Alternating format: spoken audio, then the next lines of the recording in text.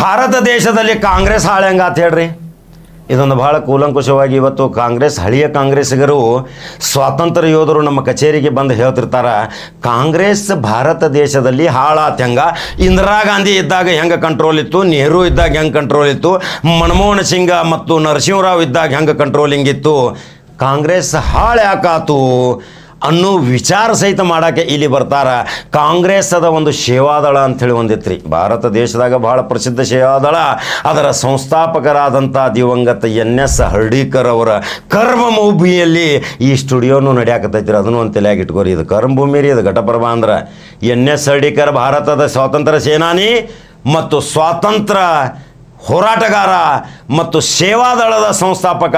ಸೇವಾದಳ ಅಂದ್ರೆ ಮನೆ ಮನೆಗೆ ಹೋಗಿ ತನ್ನ ಸೇವೆಯ ಮುಖಾಂತರವನ್ನು ದಳವನ್ನು ತಯಾರು ಮಾಡಿ ದೇಶಾದ್ಯಂತ ಕಾಂಗ್ರೆಸ್ ಬೆಂಬಲ ಕೊಟ್ಟು ಕಾಂಗ್ರೆಸ್ ಸತತವಾಗಿ ಅಧಿಕಾರಕ್ಕೆ ಬರಬೇಕಾದ್ರೆ ಸೇವಾದಳ ಕಾರಣೀಭೂತಿತ್ರಿ.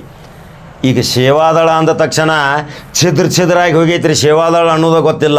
ಎಷ್ಟೋ ಯುವಕರು ಸೇವಾದಳದಾಗ ಬರ್ತಾರ, ತರಬೇತಿ ತಗೋತಾರ, ಹೋಗ್ತಾರ, ಅದರಂತೆ ಶಕ್ತಿ ತುಂಬಕ್ಕೆ ತಯಾರಿಲ್ಲ. ಈ ಸೇವಾದಳದ ಪ್ರೇರಣೆ ತೆಗೆದುಕೊಂಡು RSSದವರು ಸೇವಾದಳದ ಪ್ರಕಾರ RSS ಮಾಡಿ ದೇಶದಲ್ಲಿ 20 ವರ್ಷ ಸರ್ಕಾರ ಮಾಡುವಂಗೆ ತಾಕತ್ತು ಮಾಡ್ಕೊಂಡ್ರು ಇದೇ RSSದವರು. RSS ಯಾವಾಗ ಹುಡಿತು, ಸೇವಾದಳ ಯಾವಾಗ ಹುಡಿತು, ಸೇವಾದಳ ಹೆಂಗೆ ಪರಿಣಾಮ ಕಾರ್ಯಕ್ರಮ ಮಾಡ್ತಿತ್ತು, RSS ಹೆಂಗೆ ಮನೆಗೆ ಹೋಗಿ ಬೆಳಿಗ್ಗೆ 7 ಗಂಟೆಗೆ ಪ್ರಾರ್ಥನಾ ಮಾಡ್ತಾರೆ, 7 ಗಂಟೆಗೆ ಹೋದ ತಕ್ಷಣ ವಿಚಾರ ವಿನಿಮಯ ಮಾಡ್ತಾರೆ, ಪ್ರತಿ ಮನೆಗೆ ಭೇಟಿ ಕೊಟ್ಟು ತಮ್ಮ ಪಕ್ಷದ ಸಿದ್ಧಾಂತಗಳನ್ನ ಹೇಳ್ತಾರೆ. ರಾಜ್ಯ ಅಲ್ಲ ದೇಶದಲ್ಲಿ ಇವತ್ತು ಮಿಂಚಿನ ಸಂಚಾರ ಮಾಡಿ RSS ಸೇವಾದಳನ್ನು ಹಿಂದಾಕಿತು. ಸೇವಾದಳ ಹಿಂದಾಕಬೇಕಾದ್ರ ಕಾರಣ ಯಾರ್ರೀ? ಇದೇ ಕಾಂಗ್ರೆಸ್ಸಿನ ಹಿರಿಯ ಮುತ್ಸದಿಗಳು. ಇವತ್ತು ಕರ್ನಾಟಕ ರಾಜ್ಯದ ಸಂಸ್ಥಾಪಕ ಸೇವಾದಳದ್ದು NS ಹರ್ಡೀಕರ್. ಇವತ್ತು ಕರ್ಮಭೂಮಿಯಲ್ಲಿ ಸೇವಾದಳ ತಲೆ ಎತ್ತಿ ನಿಂತೈತಿ. ಅದಕ್ಕೆ ಸತೀಶ್ ಜಾರಕಿಹೊಳಿ ಮತ್ತು BK ಹರಿಪ್ರಸಾದ್ ಇವತ್ತು ನಾವು ಹೆಮ್ಮೆ ಪಡಬೇಕು. ಅವರು ಶ್ರಮಪಟ್ಟು ಇವತ್ತು ಸೇವಾದಳ ತಲೆ ಎತ್ತಿದಂಗೆ ಮಾಡಿದಾರ. ಎಷ್ಟೊಂದು ಭವ್ಯವಾದ ಕಟ್ಟಡ ಐತಿ, ಹಾಲ್ ಐತಿ, ತರಬೇತಿ ಹಾಕೈತಿ. ಪ್ರತಿಯೊಂದು ರೀತಿ ನೀತಿ ಸಿದ್ಧಾಂತಗಳನ್ನು ತರಬೇತಿ ಮುಖಾಂತರ ವೇತನಗಳನ್ನು ಇಟ್ಟು ಕೈಯಾರೆ ಖರ್ಚು ಮಾಡಿ ಕೋಟ್ಯಾಂತರ ರೂಪಾಯಿಗಳನ್ನು ಮಾಡಿ ಇವತ್ತು ಸತೀಶ್ ಜಾರಕಿಹೊಳಿ ಸೇವಾದಳಕ್ಕೆ ಶಕ್ತಿ ಕೊಡಾಕತ್ತಾರ. ಅದರಂತೆ ಇನ್ನೂ ರಾಜ್ಯದಲ್ಲಿ ಎಲ್ಲೆಲ್ಲಿ ಸೇವಾದಳ ಕೇಂದ್ರಗಳನ್ನ ಪ್ರಾರಂಭ ಮಾಡಬೇಕು, ನವ ಯುವಕರನ್ನು ಸೇವಾದಳದಲ್ಲಿ ಭರ್ತಿ ಮಾಡಬೇಕು. ಸೇವಾದಳ ಅಂದರೆ ದೇಶಭಕ್ತಿಯ ಒಂದು ಸಂಕೇತ.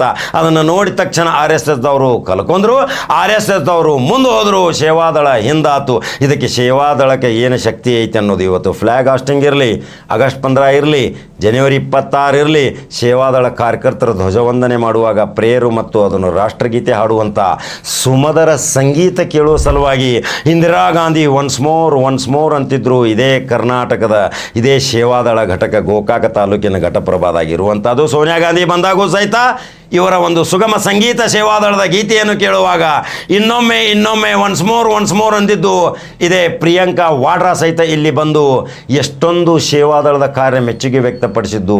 ಆ ಸೇವಾದಳಕ್ಕೆ ಶಕ್ತಿ ಕೊಡಬೇಕು ಕಾಂಗ್ರೆಸ್ಸಿಗರು. ಅದರ ಸಲುವಾಗಿ ಅದಕ್ಕೆ ಸೇವಾದಳಕ್ಕೆ ಸಪೋರ್ಟ್ ಮಾಡಲಿಲ್ಲ ಅಂತ ಕಾಂಗ್ರೆಸ್ ಹಾಳಾಗಿ ಹೋತ್ರಿ. RSS ಹೆಂಗೆ ಸಿಗಿರುತ್ತೆ?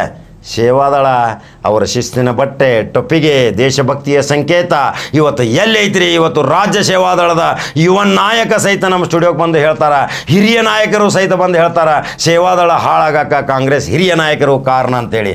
ಹಂಗಾದ್ರೆ ಸೇವಾದಳಕ್ಕೆ ಶಕ್ತಿ ತುಂಬಿರ ಮತ್ತು ದೇಶದ ಚುಕ್ಕಾಣಿ ಹಿಡಿಬೋದಲ್ರಿ? ಇಲ್ದಿದ್ರೆ RSS ಭಾಳ ದೊಡ್ಡ ಬೇರ ಸಮೇತ ಪಸರಿಸೈತಿ. RSSಗೆ ಹಿಂದಾಕೋ ಸಲುವಾಗಿ ಸೇವಾದಳ ಶಕ್ತಿಯುತವಾಗಿ ಕಾರ್ಯ ಮಾಡ್ತೈತೋ ಇಲ್ಲೋ ಅನ್ನೋದು ಸೇವಾದಳದ ಹಿರಿಯ ಕಾರ್ಯಕರ್ತರು, ಹೊಸ ಕಾರ್ಯಕರ್ತರು ನಿಮ್ಮ ಅನಿಸಿಕೆಗಳನ್ನ ನಮ್ಮ ಕಮೆಂಟ್ ಬಾಕ್ಸ್ನ ಹಾಕಿರಿ. ಮಹಿಳೆಯರು ಸಹಿತ ಸೇವಾದಳದಲ್ಲಿ ಎಷ್ಟೊಂದು ಕಾಯಕಲ್ಪದ ಶಕ್ತಿಯಾಗಿ ಕೆಲಸ ಮಾಡಿದರು. ಅವರಿಗೂ ಯಾವುದೂ ಪ್ರಾತಿನಿಧ್ಯತೆ ಇಲ್ಲ, ಹಂಗೆ ತಿರುಗಾಡ್ಕೋತ ಹೊಂಟರು. ಅವರಿಗೆ ಸರ್ಕಾರ ಬಂದರೂ ಸಹಿತ ಯಾವುದೂ ನಾಮಿನೇಷನ್ ಇಲ್ಲ.